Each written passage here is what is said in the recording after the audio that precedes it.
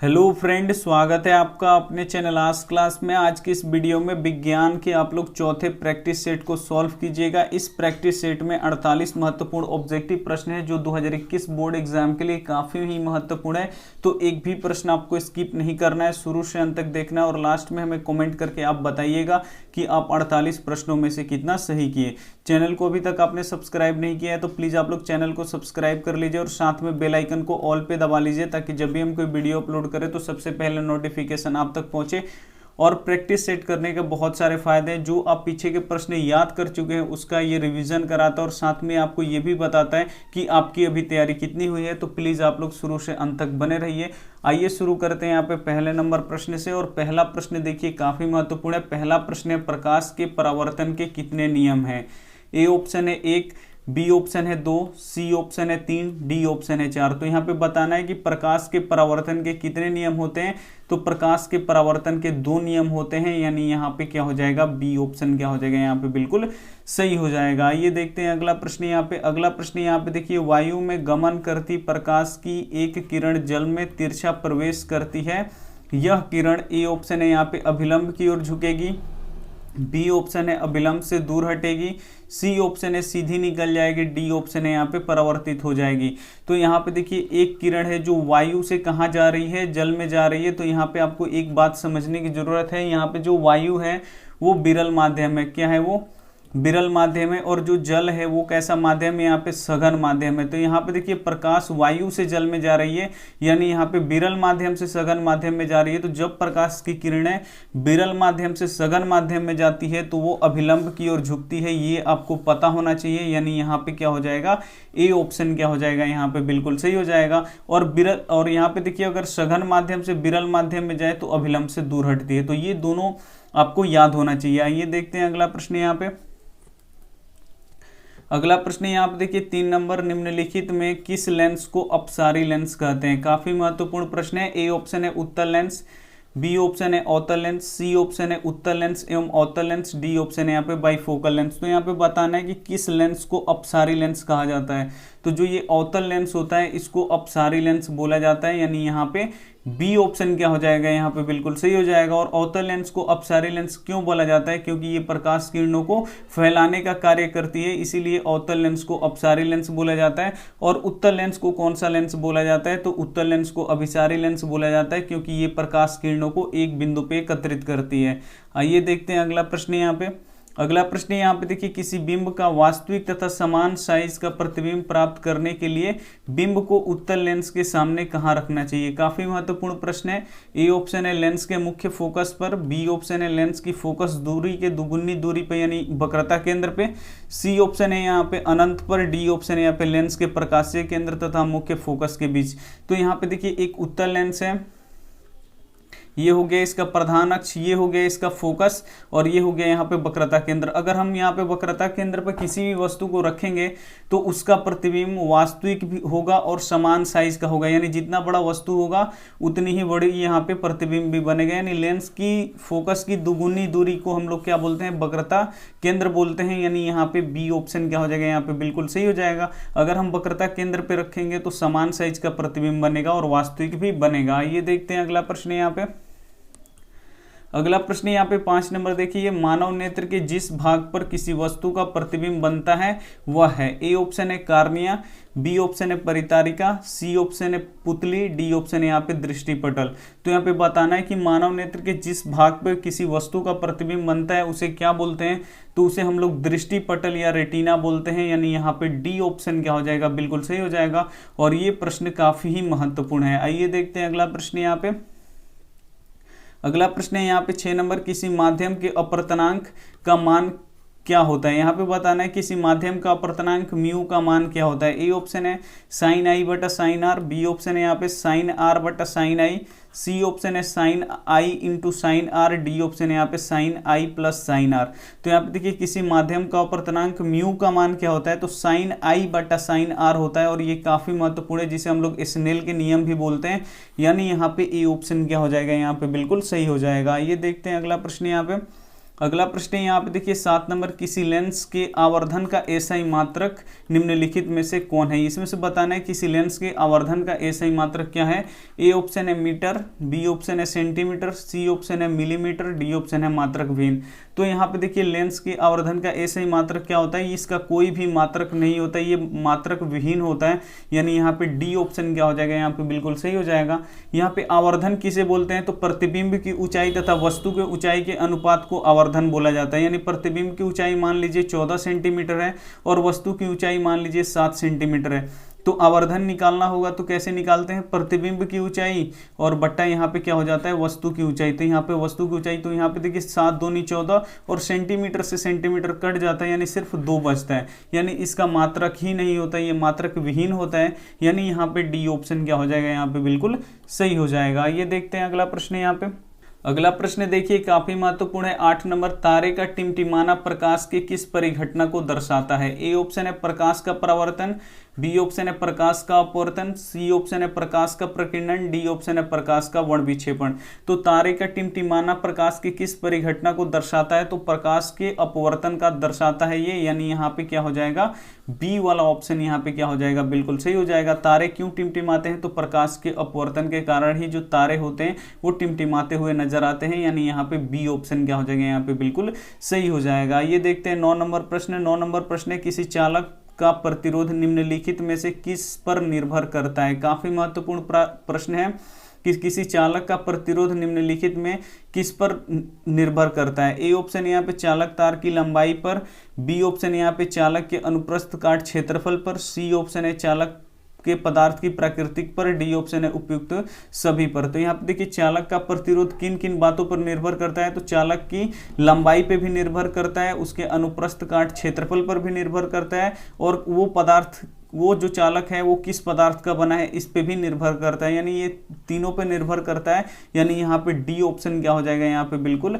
सही हो जाएगा। ये देखते हैं अगला प्रश्न यहाँ पे 10 नंबर। 10 नंबर प्रश्न है, निम्नलिखित में कौन विद्युत शक्ति का एसआई मात्रक है। यहाँ पे बताना है कि विद्युत शक्ति का एसआई मात्रक कौन है। ए ऑप्शन है वाट, बी ऑप्शन है वाट घंटा, सी ऑप्शन है यहाँ पे एम्पियर, डी ऑप्शन है यहाँ पे ओम। तो यहाँ पे बताना है कि विद्युत शक्ति का एसआई मात्रक कौन है, तो विद्युत शक्ति का एसआई मात्रक क्या होता है, वाट होता है, यानी यहाँ पे ए ऑप्शन क्या हो जाएगा, यहाँ पे बिल्कुल सही हो जाएगा। वीडियो अच्छी लग रही हो तो आप लोग प्लीज वीडियो को लाइक कर दीजिए, अपने दोस्तों के पास इसे शेयर जरूर कीजिएगा, और आप लोग शुरू से अंत तक बने रहिए। आइए देखते हैं अगला प्रश्न यहाँ पे।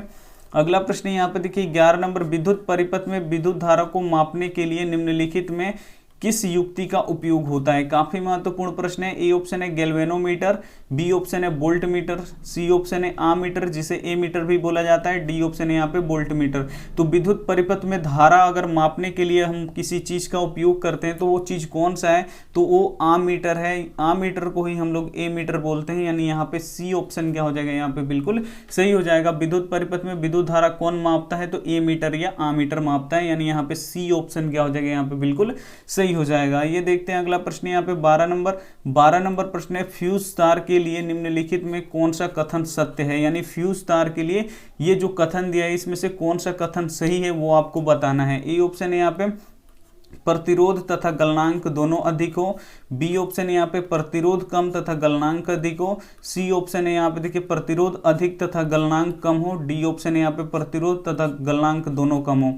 काफ़ी ये महत्वपूर्ण प्रश्न है। जो फ्यूज होता है उसका प्रतिरोध अधिक होता है और जो गलनांक होता है वो कम होता है, यानी यहाँ पे सी ऑप्शन क्या हो जाएगा, यहाँ पे बिल्कुल सही हो जाएगा। प्रतिरोध अधिक होना चाहिए और जो फ्यूज तार है उसका गलनांक क्या होना चाहिए, यहाँ पे कम होना चाहिए। और विद्युत फ्यूज किस पे कार्य करता है, तो विद्युत धारा के उष्मीय प्रभाव पे ये कार्य करता है। आइए देखते हैं अगला प्रश्न यहाँ पे। अगला प्रश्न यहाँ पे 13 नंबर देखिए, निम्नलिखित पदार्थों में से कौन चुंबकीय पदार्थ नहीं है। इसमें से पहचानना है कि कौन है जो चुंबकीय पदार्थ नहीं है। ए ऑप्शन है लोहा, बी ऑप्शन है निकेल, सी ऑप्शन है पित्तल, डी ऑप्शन है यहाँ पे कोबाल्ट।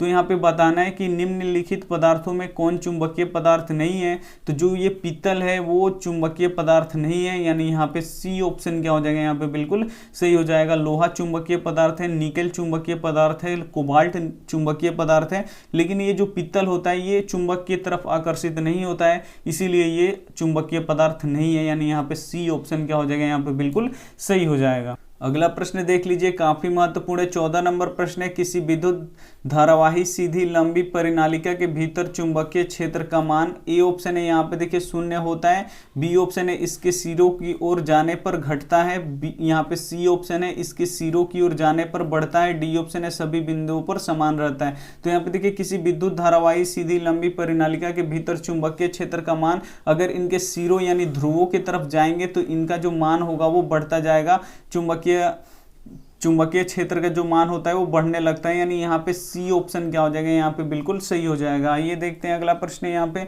अगला प्रश्न यहाँ पे देखिए 15 नंबर, विद्युत धारा के चुंबकीय प्रभाव का खोज किसने किया। काफी महत्वपूर्ण प्रश्न है। ए ऑप्शन है ओस्टर्ड, बी ऑप्शन है एम्पियर, सी ऑप्शन है बोर, डी ऑप्शन यहाँ पे फैराडे। तो यहाँ पे बताना है कि विद्युत धारा के चुंबकीय प्रभाव का खोज किसने किया था, तो ये ओस्टर्ड जी ने किया था, यानी यहाँ पे ए ऑप्शन क्या हो जाएगा, यहाँ पे बिल्कुल सही हो जाएगा।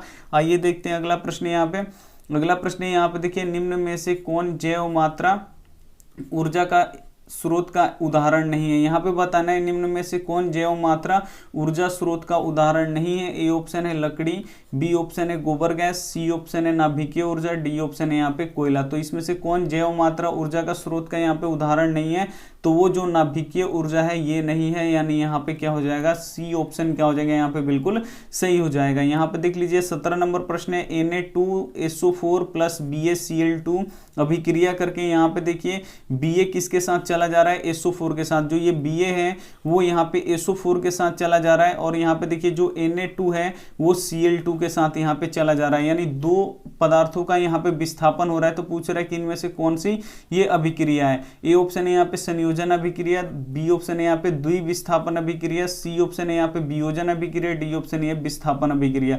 तो ये तो विस्थापन अभिक्रिया है, लेकिन विस्थापन अभिक्रिया में भी ये क्या है, द्विविस्थापन है, क्योंकि इसमें दो पदार्थों का विस्थापन हो रहा है, यानी यहाँ पे क्या हो जाएगा, बी ऑप्शन क्या हो जाएगा, यहाँ पे बिल्कुल सही हो जाएगा। ये देखते हैं अगला प्रश्न यहाँ पे।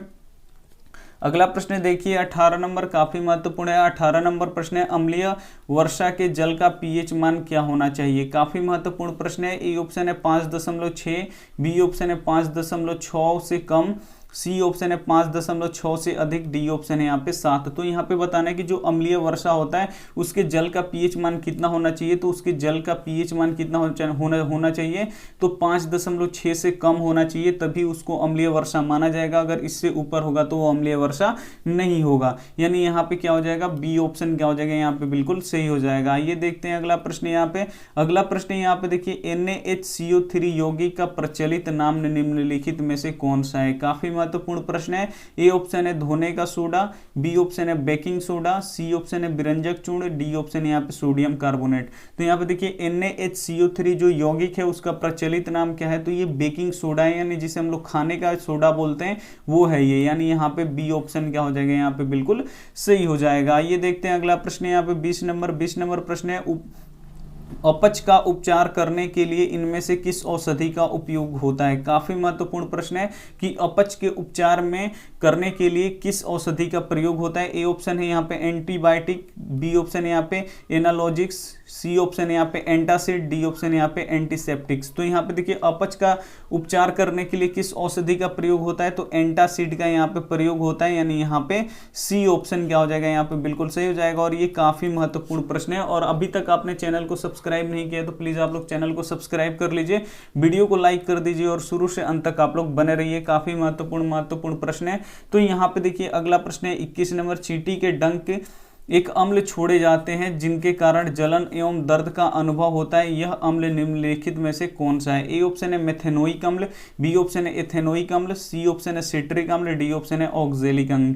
तो जब यहाँ पे चींटी काटती है या डंक में वो अम्ल छोड़ती है जिससे क्या होता है, जलन और दर्द का अनुभव होता है, तो वो जो अम्ल छोड़ती है वो अम्ल कौन सा होता है, तो वो अम्ल कौन सा होता है, मेथेनोइक अम्ल होता है, जिसे हम लोग फॉर्मिक अम्ल के भी नाम से जानते हैं, यानी यहाँ पे ए ऑप्शन क्या हो जाएगा, यहाँ पे बिल्कुल सही हो जाएगा। ये देखते हैं अगला प्रश्न यहाँ पे 22 नंबर प्रश्न है। यहाँ पे देखिए ऑक्जेलिक अम्ल निम्नलिखित में से किस में पाया जाता है। काफी महत्वपूर्ण प्रश्न है कि जो ऑक्जेलिक अम्ल होता है वो किस में पाया जाता है। ए ऑप्शन है टमाटर में, बी ऑप्शन है संतरा में, सी ऑप्शन है सिरका में, डी ऑप्शन है यहाँ पे इमली में। तो जो ऑक्जेलिक अम्ल होता है वो किस में पाया जाता है, तो ऑक्जेलिक अम्ल टमाटर में पाया जाता है, यानी यहाँ पे ए ऑप्शन क्या हो जाएगा, यहाँ पे बिल्कुल सही हो जाएगा। ये देखते हैं अगला प्रश्न यहाँ पे अगला प्रश्न 23 नंबर देखिए यहाँ पे CaSO4 इंटू हाफ H2O निम्नलिखित में से किस यौगिक का रासायनिक सूत्र है। ए ऑप्शन है यहाँ पे संगमरमर, बी ऑप्शन है ब्लीचिंग पाउडर, सी ऑप्शन है यहाँ पे plaster of Paris, D option है यहाँ पे जिप्सम।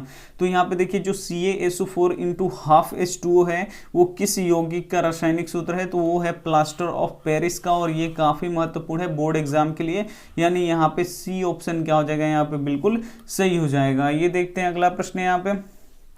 अगला प्रश्न यहाँ पे देखिए 24 नंबर, निम्नलिखित में कौन सी धातु कमरे के ताप पर तरल अवस्था में पाया जाता है। काफी महत्वपूर्ण प्रश्न है।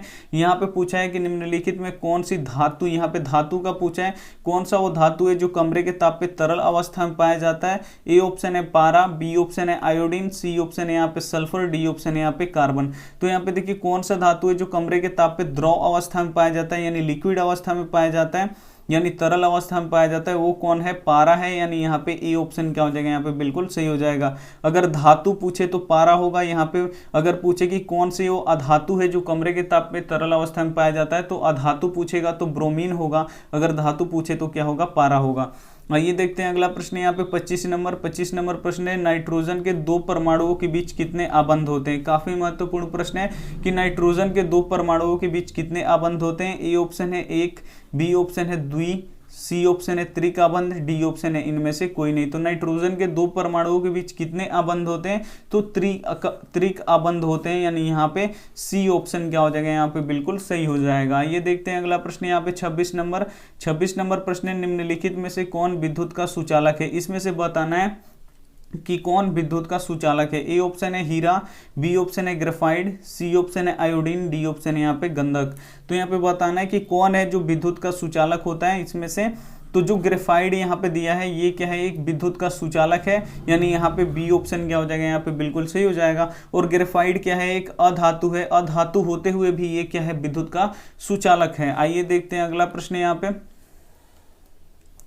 अगला प्रश्न है यहाँ पे देखिए 27 नंबर, कार्बन के सबसे बाहरी कोष में इलेक्ट्रॉनों की कुल संख्या निम्नलिखित में क्या होती है। ए ऑप्शन है यहाँ पे 3, बी ऑप्शन है 4, सी ऑप्शन है 2, डी ऑप्शन है यहाँ पे 6। तो यहाँ पे देखिए कार्बन का जो परमाणु संख्या होता है वो 6 होता है। तो यहाँ पे देखिए पहले कक्षा में 2 इलेक्ट्रॉन होते हैं, दूसरे कक्षा में 8 इलेक्ट्रॉन होते हैं, लेकिन पहले कक्षा में यहाँ पे देखिए 2 इलेक्ट्रॉन रह जाएगा, तो दूसरे कक्षा में कितना बचेगा, यहाँ पे 4 ही बचेगा, यानी जो अंतिम कक्षा होगा उसमें इलेक्ट्रॉनों की संख्या कितनी होगी, यहाँ पे 4 होगा, यानी यहाँ पे बी ऑप्शन क्या हो जाएगा, यहाँ पे बिल्कुल सही हो जाएगा। ये देखते हैं 28 नंबर प्रश्न। 28 नंबर प्रश्न, एल्कीन का सामान्य सूत्र निम्नलिखित में से कौन है। इसमें से बताना है कि एल्कीन का यहाँ पे सामान्य सूत्र बताना है। ए ऑप्शन है CnH2n+2, बी ऑप्शन है CnH2n-2, सी ऑप्शन है यहाँ पे CnH2n, डी ऑप्शन है यहाँ पे CnHn। तो यहाँ पे देखिए एल्कीन का सामान्य सूत्र निम्नलिखित में से कौन होता है, तो यहाँ पे देखिए CnH2n होता है, यानी यहाँ पे सी ऑप्शन क्या हो जाएगा, यहाँ पे बिल्कुल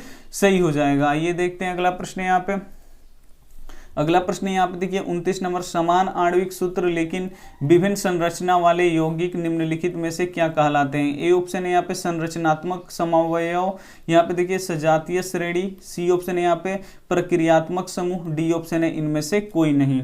काफी महत्वपूर्ण प्रश्न है। यहाँ पे देखिए समान आणविक सूत्र लेकिन विभिन्न रचनाओं वाले यौगिक निम्नलिखित में से क्या कहलाते हैं, तो ये क्या कहलाते हैं, समजातीय, यहाँ पे सजातीय श्रेणी कहलाते हैं, यानी यहाँ पे बी ऑप्शन क्या हो जाएगा, यहाँ पे बिल्कुल सही हो जाएगा। ये देखते हैं अगला प्रश्न यहाँ पे 30 नंबर प्रश्न। यहाँ पे देखिए मेंडल के आवर्त नियम के अनुसार तत्वों का गुणधर्म निम्नलिखित में से किसके आवर्ती फलन होता है। ए ऑप्शन यहाँ पे परमाणु संख्या के, बी ऑप्शन है परमाणु द्रव्यमान के, सी ऑप्शन है परमाणु आकार के, डी ऑप्शन है घनत्व के। तो यहाँ पे देखिए जो मेंडल ने आवर्त सारणी दिया था उसमें जो तत्वों को रखे थे वो किस आधार पे रखे थे, तो वो परमाणु द्रव्यमान के आधार पे रखे थे, यानी यहाँ पे बी ऑप्शन क्या हो जाएगा, यहाँ पे बिल्कुल सही हो जाएगा। और जो अभी का जो हम लोग पढ़ते हैं आधुनिक पीरियोडिक टेबल, उसे किसने बनाया, तो उसे मोसले जी ने बनाया, और वो उसमें जो तत्व रखे हैं वो किस आधार पर रखे हैं, तो वो परमाणु संख्या के आधार पर रखे हैं। और जो मेंडल जी ने बनाया था वो उनमें तत्वों को किस आधार पर रखा गया था, तो उनको परमाणु द्रव्यमान के आधार पर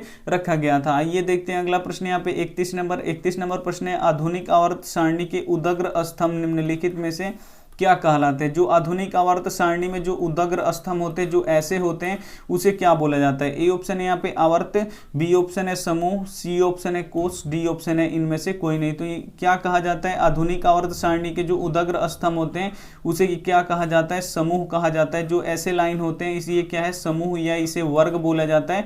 यानी यहाँ पे बी ऑप्शन क्या हो जाएगा, यहाँ पे बिल्कुल सही हो जाएगा। उदग्र के जगह पे अगर क्षैतिज स्तंभ दे दे जो ऐसे होता है उसे हम लोग क्या बोलते हैं, तो इसे हम लोग आवर्त बोलते हैं। और आवर्तों की संख्या कितनी होती है, 7, और वर्गों की संख्या कितनी होती है, 18। तो ये आपको पता होना चाहिए। ये देखते हैं अगला प्रश्न यहाँ पे।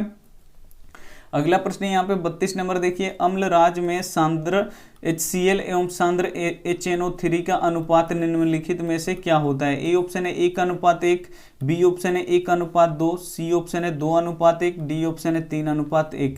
तो यहाँ पे बताना है कि जो अम्लराज होता है उसमें सांद्र HCl और सांद्र HNO3 का अनुपात कितना होता है, तो 3:1 का यहाँ पे मिश्रण होता है। यानी यहाँ पे डी ऑप्शन क्या हो जाएगा, बिल्कुल सही हो जाएगा। और अम्लराज में कौन सा धातु घुलता है, तो अम्लराज में कौन घुलता है, सोना घुलता है। और किसी भी चीज में सोना नहीं घुलता, सिर्फ अम्लराज में ही यहाँ पे सोना घुलता है। यानी यहाँ पे डी ऑप्शन क्या हो जाएगा, यहाँ पे बिल्कुल सही हो जाएगा। ये देखते हैं अगला प्रश्न यहाँ पे 33 नंबर प्रश्न है, हरे पौधे कहलाते हैं। जो हरे पौधे होते हैं वो क्या कहलाते हैं। ए ऑप्शन है स्वपोषी, बी ऑप्शन है मृतजीवी, सी ऑप्शन है परजीवी, डी ऑप्शन है उपयुक्त में से सभी। तो यहाँ पे देखिए जो हरे पौधे होते हैं वो क्या कहलाते हैं, तो हरे पौधे क्या कहलाते हैं, स्वपोषी कहलाते हैं।